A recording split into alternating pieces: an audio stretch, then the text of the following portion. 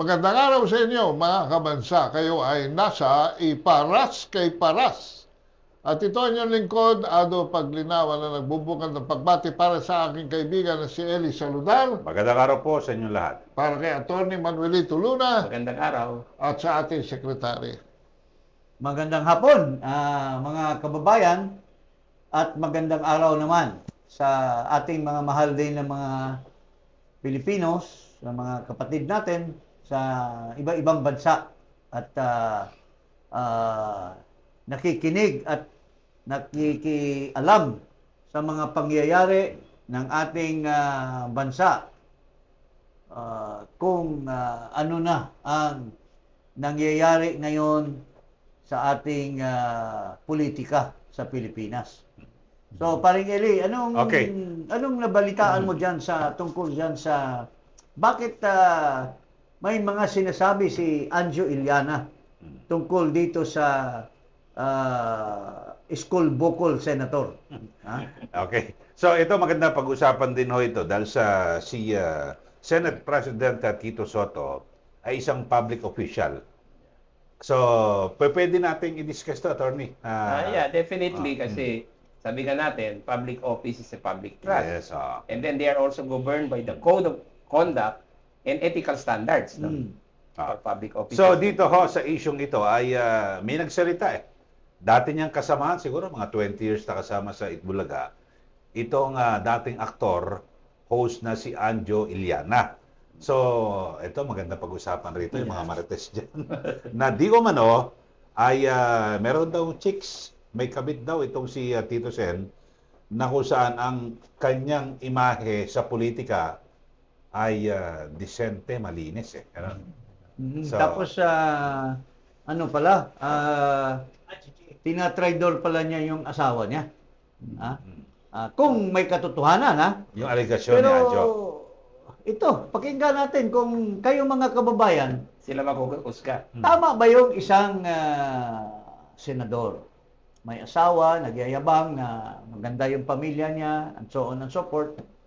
Pero may tinatago palang lihim, na hindi alam ng publiko. Kasi ngayon, napopokus ito si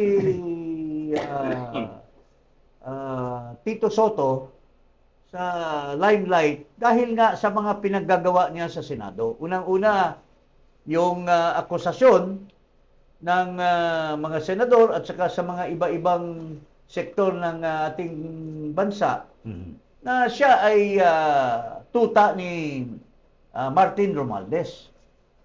Na nga siyang ilipat yung nakakulong na preso, si Bryce Hernandez, na dapat nakakulong doon sa Senado at nilipat niya sa iba dahil sumunod siya sa utos ni Martin Romualdez. So, nagiging importanteng personalidad si Soto sa limelight. At ito si Anjo Iliana, isang mamamayan na maayos. Hindi niya matanggap na ang Senate President ay isang tinututa ng allegedly mga magnanakaw. Paring Eli. So, ito, may sinasabi ito si Anjo Iliana tungkol kay Soto. Sige, panoorin po natin. Okay. Gusto mo ba talaga? Meron ka pang Christy Fermin ngayon. Gusto mo talaga? Gusto mo talaga sabihin ko sinong kabit mo at kung sino yung girlfriend mo sa Itbulaga na naging girlfriend din ni Bossing, sabay pa kayo? Sasabihin ko lang yung address kung saan mo binabahay yung girlfriend mo sa Itbulaga. Tapos ka na. Pag sinabi ko lahat to, ang payo ko sa'yo, mag-resign ka na ng senador. At saka yung mga nagtatanong dito, walang kinalaman. Hindi, walang kinalaman. Wala akong alam kung sino ang kung meron man na nagplano kay Pepsi Paloma. Wala akong alam. Wala akong alam. Pero narinig ko kung sino ang pumatay kay Barangay Captain Ray de la Cruz. Ayan, overheard. Yung manager ni Pepsi Paloma. Oo. Kaya siguro mag-iiwan na lang ako ng video para sa iyo, Bryce. Paki-play na lang pag pinapatay na ako nitong mga to. Kasi talagang masisira sila eh. Sa sindikato, dyan sa Itbulaga, sa sindikato, di ba sabi ko sa'yo, may mga masasamang tao dyan? Yung sindikato sa Itbulaga? O, isa na si Tito Sen doon sa sindikato doon. Parang advisor yun, advisor. Si Big tsaka si Joey, walang kinalaman sa sindikato dyan sa Itbulaga. Ang masama nito, magkapatid, gini-girlfriend nila. Pareho, ang isang babae. Allegedly. Allegedly. Oo. At, may pang nasabi-sabi pa dyan daw sa Itbulaga, mayroong mga magkakapatid na ang kuya ay yun ang nagpaanak doon sa babae, pero inangkin ng bunsong kapatid. Ano parang Eli, narinig mo ba yung kwento na ganyan? Parang pinaako, di umano. May mga ganong marites. Pinaako. Mga kwento kutsero lang yan. Pero nagbunga. Nagbunga ng lagim sa isip ng taong bayan na they take advantage. Ang masama kasi dito, parang Eli, they have a program na pag-aari ni Romy Halosos for a long time. Pero they take advantage of the female artist. Yun ang ano Kasi alam mo, batang artista naghahanap ng fame and fortune, baguhan. Tapos titirahin, bubuntisan. Tapos anong klaseng pag-iisip? Tapos ngayon, nilalabas ni Anjo Iliana. Akala natin, chismis lang. May katotohanan pala. Pero ito, masasabi natin na yung credibility ni Anjo Iliana, kasi galing siya ron Pero kung outsider siya, medyo chismis. Siguro hindi natin pwede paniwalaan. Hearsay. Pero ito, May personal knowledge. may personal knowledge. Siya pa daw ang inuutusan Siya pa daw ang nagkakamada. Alam ang address ng bahay. Alam ang address. Teka. Alam ang kwento. So, hindi chismis, Kaklaruhin ko lang. Pagka yung mas matandang kapatid, nagkaanak at pinaamin dun sa batang kapatid, ang tawag ng bata doon sa nakakatandang kapatid ay Kuya. tito. Tito. Tito. Hindi kuya, tito. Talaga. Tsuhin Yung totoo niyang Yung anak, anak, tiyuhin. naging pamangkin niya. Kaya ang tawag ng pamangkin doon sa nakakatandang Pero kapatid. sa batas, anong tawag nila dyan? Simulation of birth. Ba? Meron pa yung matas. In fact, that's a violation of law. Simulation of birth yan. Nung naging consultant ako ng DSWD, marami kaming tinulungan dyan on humanitarian grounds kasi marami nag-simulated birth. Lalo na mga nanay na gusto maging nanay pero hindi sila makaanak. So, tinulungan ng DSWD, nagkaroon ng parang, you call that? Hindi ba sa... hindi. Pina-cancel muna lahat ng simulated birth certificates. Tapos, pinaano namin ang proseso, pina-adapt namin sila. Sa amin, mayroong ganun din na kaso, allegation. Fiscal pa ito. Nung fiscal siya, or nung kumukuha pa lang ng abogasya itong babae na ito, nagka-girlfriend ng pare at nabuntisan sa pare. Hindi tito tawag yan. Father. Father. Father. Kaya nga father yung pare. Pero ang simulation was, it turns out na para to protect her image and her reputation, pinapalabas na anak ng nanay niya. Parang naging kapatid yung bata. So, we're just saying this as an aside, no? Pero ang sinasabi nga ni Paring Eli, that's very important to realize at this stage that isa sa mga pinakamataas na opisyal ay hindi matino. Ha?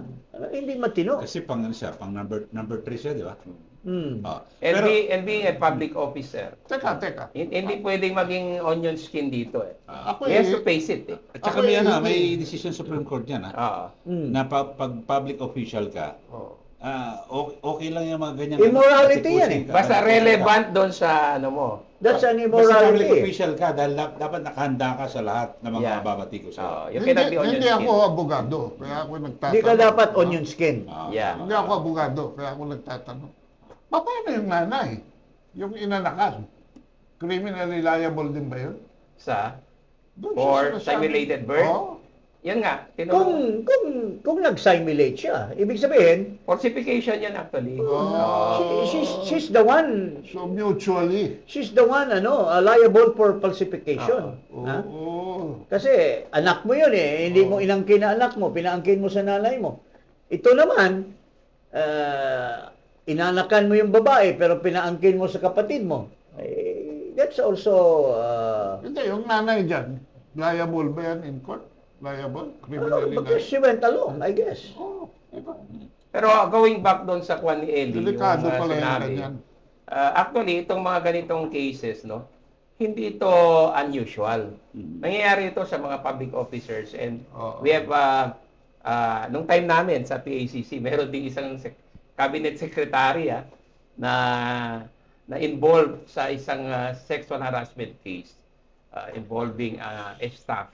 Hindi ko na sasabihin kung sino, pero winarningan namin eh. Sinabihan ko yung secretary, hindi tama yung ganyan. Attitude at saka behavior. We have to respect our staff, our female staff especially, kasi sila, because young sila, bago sa atin, and then meron tayong moral ascendancy, we have to protect them. Si Ado, may encounter sa ganyan. Sinampahan pa niya ng kaso, di ba? Sinasama yung empleyado na type niya sa mga travel abroad, di ba? Sino yung, wag na lang natin i-mention yung ano. So ito, nakuha ko yung decision ng Supreme Court. Yan, importante. GR number 111304. Nakalagay dito, a public official, more especially an elected one, should not be onion-skinned. Elected one. Mas lalo na kung elected. Elected one. So ibig sabihin, sa mga binubulgar ni Anjo Iliana, he should not be onion skin. Ha? Yeah. He should not be onion skin. But anong sinasabi, anong response ng May nakialam eh. government official? Pero ito muna, sa ngalan ng patas ng pamamahayag, may sagot diyan si Tito Sen, SP Soto. Sabi niya, hindi kailangan patulan ang mga intriga dahil nagpapapansin lamang si Anjo Iliana. Nako. So that's a challenge. That's a challenge to Anjo. Palawagan natin si Anjo. Delikado. Nagpapansin lang. Pag alam yung address ng babae, pwedeng Nagpapansin ka lang daw naman. Pwede Bakit ka naman? isupina yung babae. Sina-challenge ka ni Tito Soto na nagpapapansin ka lang daw. Oo. Pero ano ang tamang sagot doon? Totoo ba o hindi? Sa Yes. di ba? Yun nga. Tama Kasi ba ito kung- kaya dalawang abogado. Ano ba dapat na sagot doon? Ano sa tanong? dapat ang sagot na Eh, sina-challenge ka? Pag ganyan, tina-challenge, ibig sabihin, binibigyan mo siya ng lisensya Ah. para ilabas niya yung katotohanan. Yeah. So, Or kung hindi totoo, sasampahan mo ng kaso. Na kasi cybercrime yan, nilabas niya. Libel, cyber-libel. Dapat kung chismis lang or paninira lang yung sinasabi ni Anjo Iliana, dapat Kasuhan niya. Soto should face it head on. Paano Kasuhan niya kung si totoo Anjo. yung address? Yung sinasabi ni Anjo. Depends di- na ni Anjo yan. Hindi, kung alam ang address, kaya nga nagpapapansin na, huwag nang pansinin. pero Usual at supina. on the side of Anjo, ito, sa legal lang ito. Anjo can also file a case. Grievous conduct kaya ito. Ha? Kaya nga sabi niya, mag-resign Immorality ito because it's a At very- saka dito natin matest. Kasi paso na yung kay Joel Villanueva na kaso eh. So, pwede mag-file si Anjo Iliana sa ombudsman. Pwede. At Pwede matitest yan. talaga kung ang Senate ay talaga bang sila ang may jurisdiction. Kasi covered ng or ang batas, ombudsman, di ba? Segjing, covered ng Republic Act 6713, kahit senador, this is the Code of Conduct and Ethical Standards for Public Officers and Employees. So, kung kasuhan niya si Anjo can also file a case against him. So, and vice versa. So, ganun mangyayari. Kasi citizen, no? So, kaya hindi niya nakakasuhan dahil sa baka balikan siya. Balikan siya. Pero may pakialamera, yung Ayun, lukaret na babae, May chihuahua? oo, Sumausap. Kala ko sa AFP lang meron ganun. sinisweldohan ng gobyerno para sa trabaho na ipapaalam sa publiko kung ano ang mga ginagawa ng Pangulo. Ito, Wala siyang ginagawa. Pangulo ng Senado? Pangulo ng bansa. Siya ang laki siguro ng sweldo niyan dahil tira ng tira sa mga Duterte. Ngayon, bigla naman dinipensahan niya. Nung una, dinipensahan niya yung asawa. Hindi naman government official yun. So wala siyang business na to defend a private person kasi ang specific duty niya is to defend the president. No? Sino ba ito, Segjing? At Sino ba ito? tinutukoy natin itong si Lucaret Castro. Bakit siya nagkokomentar dito tungkol sa away ni Anjo at ni Soto? Anong business nitong Lucaret na ito na sumali diyan sa private exchange of ideas between the Senate President and Anjo Iliana? Walang kredibilidad at nangangamoy DDS. Ito ang paglalarawan ng Palace Press Officer, Attorney Claire Castro, sa dating aktor na si Anjo Iliana matapos nitong idamay ang kanyang pag-iingay sa social media si Pangulong Ferdinand Marcos Jr. habang sinisiraan si Senate President Vicente Soto III. Basahin ang istorya sa link ng comment section. Sino ka ba? Sabi sa baba. Sino ka ba? Sabi niya, pinakita mo ang totoo mong kulay dahil gusto mong paupuin si BP Sara ngayon pa lang. Nangangamoy DDS ka, Anjo. Wala kang kredibilidad.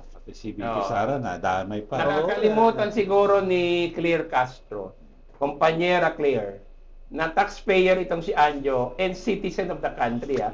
Pwede niya yan i-criticize kahit sino, public official, especially kahit presidente, dahil karapatan niya. Wag mong sisirain yung tao sa ganyang sabi-sabi. Wrong yan eh. Pero wala nang pakundangan yan, yung babae na yan. Walang hiya naman talaga yan. Baka nag-enroll sa school bukol. Biro mo, sumisweldo sa gobyerno, pero ang dinidepensa niya ay private person. Pero dito, walang kinalaman sa trabaho niya. Kapag bumatikos ka pala sa Pangulo at sa Senate President na kaalyado, DDS agad ang bansa. Binasaga ka agad. Itinapay pa si BP Sara. Hindi naman si Anjo, ordinary yan. Hindi naman politiko yan doon sa Parañaque oo. Pero hindi naman yan isang tao na talagang klarong-klaro na taking sides. Ito is his personal criticism against the Senate President. Pero kung tutusin, sige, halimbawa DDS, ano naman masama kung DDS? Claire Castro should be reminded na ang sweldo niya ay galing din, yung parte niyan, galing din kay Anjo Iliana na nagbabayad ng tax. Kalukuhan yan ang sinasabi mo, kumpanyera Claire. Hindi maganda yan. Kaya nga, sabi nga ni Juan, kaya nga ang pangalan na ngayon yan ay Lucaret dahil yun ang unang sinabi ni Maharlika, yung Lucaret na babae sa Malacanang. Pero talagang Lucaret naman talaga yan. Alam mo, pinakamagandang gawin ni Yuse Claire Castro, ipaliwanag niya kung bakit sinabi ng kanyang amo, ni Pangulong Marcos Jr., na bumalik ng kumpiyansa ng mga investor at lumalakas ang ekonomiya. Kaya paliwanag niya. Paliwanag mo kasi ang daming mga negosyante, pati si Victor Consuni. Si Vic DMCI na sinasabi na wala nang kumpiyansa sa stock exchange mag-invest ang mga tao, even blue chips.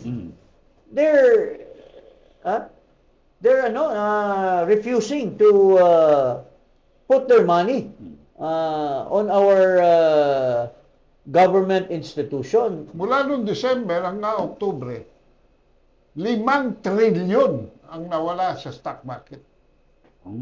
So hindi lang pala 1.7. Hindi, yung 1.7 short period lang. 3 weeks lang daw yun. Yung December to October. Pakinggan natin itong pinagdadaldal nitong Yung article nito, Marcos bangag says, na ito. confidence. Talagang Marcos says confidence in Philippine economy restored. Naku, bumalik na raw. Ang bilis naman. Ayan, sige. Kabilis naman. Busan, South Korea. Confidence in the Philippine economy has been restored. President Ferdinand Bongbong Marcos said on Saturday, amid government efforts to address corruption in infrastructure projects, particularly those related to flood control. During a press conference with Philippine media delegation, Marcos was asked for his reaction about an American businessman who is not afraid to invest in the country despite the corruption scandal hounding the Philippines. This businessman is Salvador Ahumada, CEO of ACEIS Company, which is an international firm based in Bangkok, Thailand, that specializes in large-scale modernization projects. He attended the APEC CEO Summit in Jeonju, where Marcos delivered a speech. Yeah, well, if we had not exposed it, then they would have been saying that there's a problem. Now that we have exposed it, their confidence is stronger in the Philippines. Kasi kahit may ganyan, talagang inaayos nila. So that's why things have changed. The level of confidence in the Philippine economy and in the Philippine government as a leader and the guider of the economy is restored, Marcos said. I love my own. ikaw lang nag-iisip ng ganyan. Well, so many others, siguro maybe one or two of your devout blind follower are thinking of that.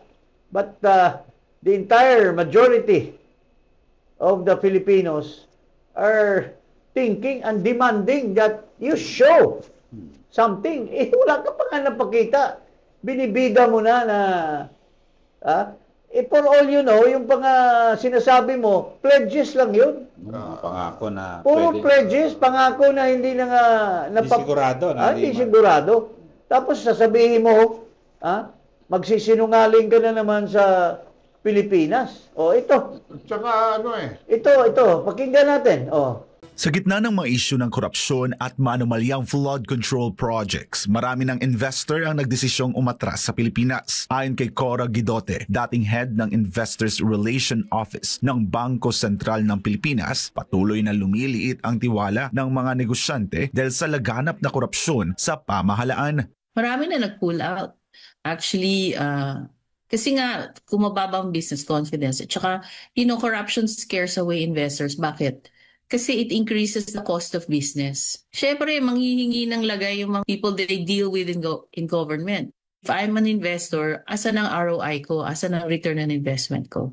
Wala, di ba? So I would rather invest in other countries where I can make more money and it will be easier for me to do business in those countries. Ayon kay Guidote, sa nakalipas na 3 taon, nagnegatibo ang net foreign direct investment sa bansa. Ibig sabihin, mas maraming kapital ang lumalabas kaysa pumapasok. Pag walang masyadong nag-invest, wala rin masyadong trabaho. So pag walang trabaho yung mga tao, there's a higher incidence of poverty. Dagdag pa niya, hindi lang sa mga flood control project at Department of Public Works and Highways umiikot ang issue ng korupsyon, kundi laganap din aniya ito sa iba't ibang ahensya ng gobyerno. As long as those other departments are not being checked, then the plunder will continue. Because greed is already systemic in the system. Nang tanungin kung paano muling maibabalik ang tiwala ng mga investor, ito ang tugon ni Guidote.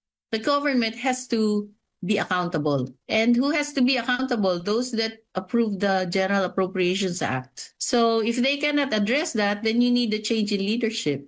Kung hindi nila kayang maging accountable themselves, and I think that's almost an impossible demand for them to do because they want to stay in power. So we will have to demand for a change in leadership. hopefully the president resigns. Meron akong additional info Okay. dyan, no? Yung stocks pala, ang drop ng prices across several mga blue chips and other stocks. 15 to 50% ang drop ng prices or value. Mhm. They call that pala, according to Cora Gidote, as a bloodbath, meaning to say lahat at all levels baksak.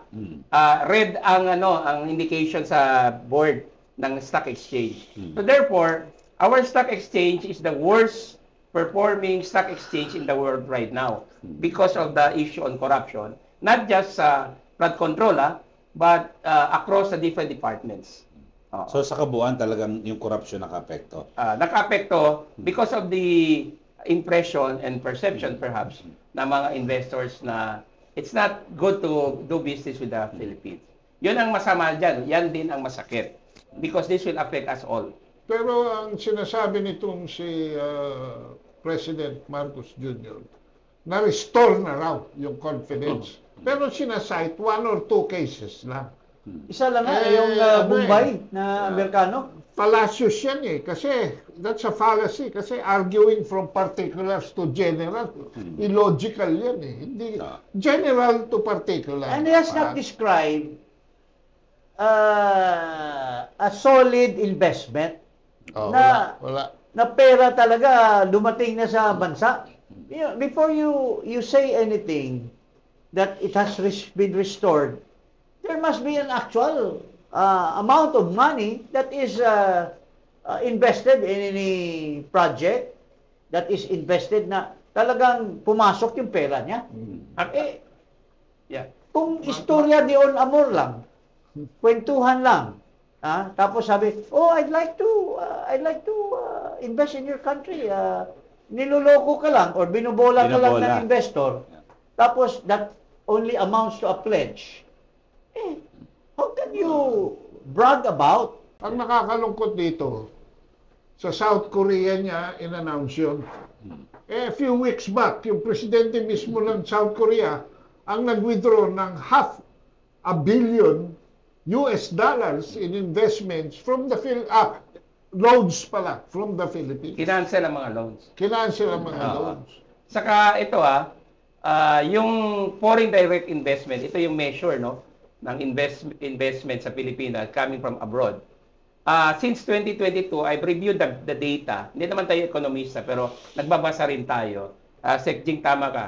Since 2022, for the last 3 years, negative ang foreign direct investment. So this directly debunks the statement of President So simula na Marcos. pumasok. As a matter of fact, simula na pumasok. we lost so much money on his travel. Kasi bilyon-bilyon yung ginagastos niya sa travel Ang dami niyang mga kasama. Tapos, pag uwi, pledges lang. Like when he visited China, nagyabang siya na so much money has been spent. Pero mababawi natin yan dahil may return. Kasi nag-invest. Walang investment ng isang kusing galing sa China. But he spent money there. He spent money in Europe. He spent money in Australia. Spent money anywhere. But I challenge Marcos to show to the people yung pledges, yung expenses niya sa travel niya versus the actual amount of investment that redound to the benefit of the people, like jobs, in terms of purchases, acquisition of property, and so on and so forth. Can he show that? Kasi puro na siya daldal for the last 3 years. He's been bragging about pledges. Pero there's none. Lalong bumagsak ang ating bansa. Even the export, the ECO, Export Confederation of the Philippines, yung si Sergio Ortiz Luis. Sabi niya, tapos sasabihin nitong peke na economic advisor dyan na wala namang talent, wala namang pinagbubugayang Frederick ano bang pangalan ito? Go. Investor lang naman yan sa campaign. Yung pamilya na Go Kungwe, nagbigay ng Tsaka nasa real estate yan, hindi man talaga yan siya sa ano. Sasabihin na, we cannot compare the Philippines to Malaysia, Singapore, and Malaysia, Cambodia, and Thailand kasi zero tariff sila. Masama sa atin yung zero tariff. Napaka-stupid mo, Frederick Go. Iwag ko kung saan ka galing nag-aral. Bakit ganun ang mga pag-iisip mo? Dapat ang mag-comment dyan yung NEDA secretary. Si Balisacan, ikaw salimpusa ka lang naman dyan. You are just accommodated as political, as Presidential economic advisor on economic affairs. because you have contributed to the campaign kitty of Marcos. Otherwise, you were not vetted to be somebody that speaks of the economy. Walang stature. Wala kang, pero academic excellence I-fact check in natin that ito. field. Kung meron mang reliable na pledge siyang natanggap, ay noong January 2023, nung pumunta siya sa China. Because the president of China himself, Xi Jinping, pledged $23 billion in investments. Pero pagdating ng February 2, Winido. Kasi wala pang isang buwan. Pumirma si Galvez, si Carlito Galvez ng 4 additional bases sa EDCA at hinalang na lahat ng Chinese investments. Yan ang problema. Tapos, pagdating sa APEC, anong ginawa ni Trump sa kanya?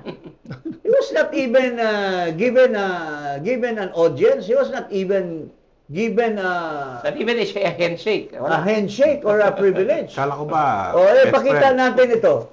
Sampal sa mukha ng ating bansa na mayroon tayong leader na for the first time, hindi pinansin. Sa panahon ni Ramos, pagdating ni, I think it was President, Pinoy. Hindi, yung President ng US, Sino? Si Obama? Trump, Obama? Obama ba o si Bush? Si Bush. Yung tatay, talagang chami-chami sila ni FBR. Si GMA. Maski si Kay Noynoy. GMA, Obama. Maski si Noynoy. Pero si Duterte, chami-chami sila ni Trump. Kahit minura niya. Pati si Xi Jinping. Pero ito, wala. Niloko lang siya.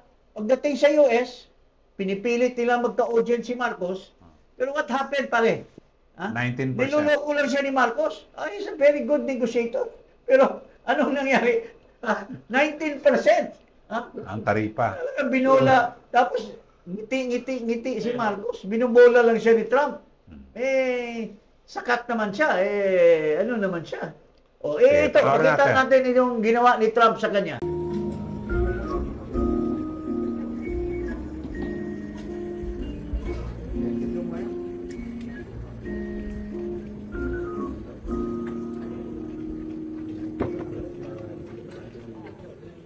Except yung presidente na nangangamoy ni Trump na mabaho to Pero sa dapat flood control. Pero dapat kay Marcos, siya ang lumapit Hindi, humarap man lang. Katalikod baka siguro naantay niya na kalabitin siya o akbayan. Sino ba siya? Best friend US di ba? Sip mo siya. After all, before that picture was taken, siniraan ng China at pinuri niya ng Yung si yung Trump. eksena Si niya Trump. sa ano yan, sa ASEAN Summit, Kuala Lumpur. Pinuri niya ng gusto ang US, tinira na yung China. Pero Hindi siya pinansin napakakapal ng mukha. Siniraan mo yung isang tao, tapos pagdating sa APEC, Sa Korea. wala mang protocol. Para kang asong ulol na biglang Yung bigla ka naglakaw na ng lang eksena. Lumapit. susugod at kakabay na bigla Xi Xi Jinping. Jinping. Kasi sa ganyan, yung Chinese president, kailangan kasi hindi siya marunong mag-English May interpreter, kaya May interpreter, dapat Pero- inaayos yan Pero unethical yun. Nag-uusap yung dalawa eh. Unethical yun. Wala sa protocol yun na lalapit ka lang. Hindi, parang isang, akala mo parang isang restaurant, may nakita kang kaibigan, tatayo ka, o pare. Okay lang yun. Oo. Pero state level na Dito, to. this is State level. Tsaka may mga, may mga rules on etiquette as far as that. Anong tawag dito, Dok? Uncouth. Uncouth? Oh. Anong ibig sabihin yan sa local language natin? Sa Tagalog? Oh. Bastos. Okay, sige. Sotang bastos. So, yun po, mga kababayan, that's how the cookie crumbles as far as our leadership of our country is concerned. Uncouth and bastos. Pero alam mo, dapat ang ginawa niya, kasi yung Cambodia dapat na sa ASEAN eh. Tumanggi ang nagpas yung Cambodia. Dapat ang Pilipinas nagpas na. Dapat tayo. Ang nakakaya dyan, hindi pupunta si Xi Jinping as guest. Kasi yan ASEAN plus 1 plus 2 plus 3. Even plus 4. Kung wala yung plus 1, wala yung plus 2. Baka mamaya hindi pa pupunta yung mga ibang members yan. Or magpadala lang ng mga minor representative kasi we don't want to go to that country. Baka masama din kami sa corruption. That's the most corrupt country in ASEAN. Meron ng yung lalapitan niya si Volkia.